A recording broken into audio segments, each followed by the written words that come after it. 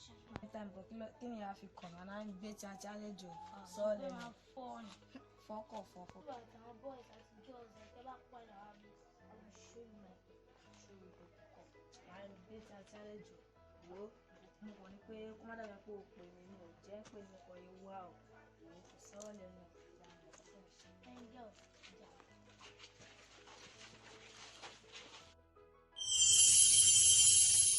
N pè wọ́n gan fún ẹ èmi Scorpion African #1 in this campus wọ bí àyìn.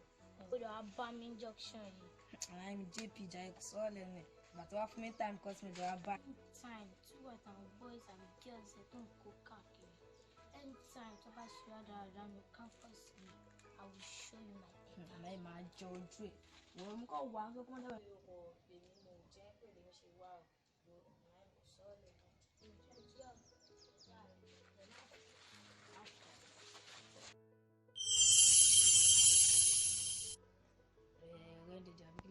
Ready Njabi kí gbọ́dọ̀ ti ń pè ọgọ́ fún ẹ náà ní Scorpion #1 in this campus.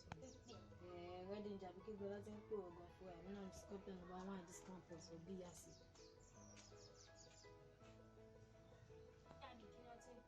Ready Njabi kí gbọ́dọ̀ ti ń pè ọgọ́ fún ẹ náà ní Scorpion #1 in this campus for BRC. Àmà ẹ̀ gbẹ́ tán lẹ́yìn àyà rẹ̀ ò ní lọ àsìkò kan sí ìgbà tó wá fún time pẹ̀lú ìgbà. Ìjọ tó lọ kí ló fẹ́ ṣe gbọ̀ngàn ni mo fẹ́ mú mi báyìí kí ló fẹ́ ṣe tó bá ṣe kankan ó mọ̀ mí ni Scorpion náà ni kò pé méjì ní kámpọ̀sì.